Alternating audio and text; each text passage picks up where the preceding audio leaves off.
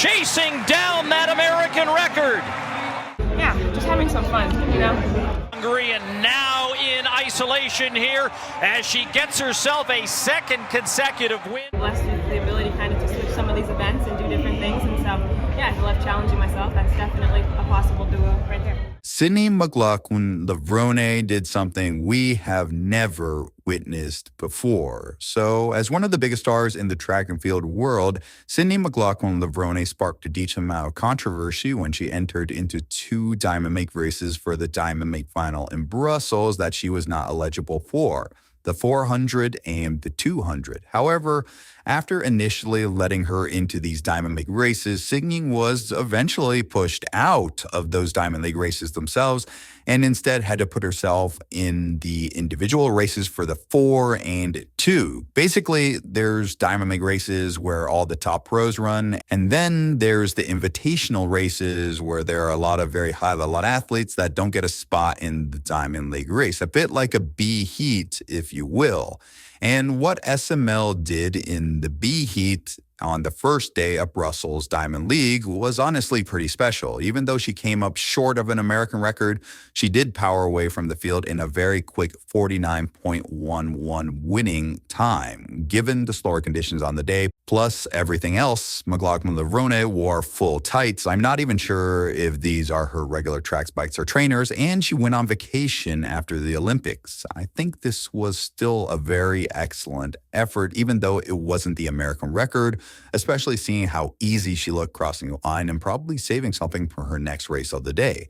The interesting thing is these races didn't even feature on the Diamond League broadcast window, which honestly was ironic considering SML was one of the biggest stars of this meet, and the first 400 she ran was actually faster than the winning Diamond League 400 time of Marilete Paulino, who won in 49.45. Now, both athletes won their races handily, so it's not a certainty who would win a head-to-head duel between the two.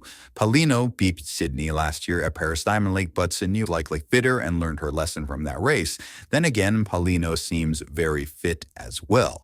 But Sydney would go on to race another event at Brussels Diamond League with a 22.40 clocking in the 200 meters. While not a blazing fast time, she would have placed second in the Diamond League race after running a 400 yesterday, which again shows you something we haven't seen before. An athlete putting up two great performances, enough to win or be in contention to win the Diamond League races or the A heats, but not actually running in those Diamond League races, but rather in the B heats. Overall, it's really interesting, this whole situation with SML that she found herself in. At the end of the professional outdoor track and field calendar, her selected competition strategy meant she didn't compete on the DL circuit until, well, the final, where you needed to have a previous competition under your belt to enter the final in Brussels. However, instead of not showing up, Sydney did show up, and I give her a lot of credit for doing this. Would have been easy to shut down her season completely after one of the greatest athletic performances we've ever seen in Paris, but she decided to go all the way to Belgium and run not just one, but two races and put up very decent results for both of them. Do think that's good for her and good for the sport, and I hope she continues to show up more at Diamond League. If you enjoy Athletic coverage like this, be sure to hit that subscribe button. See ya in the next one.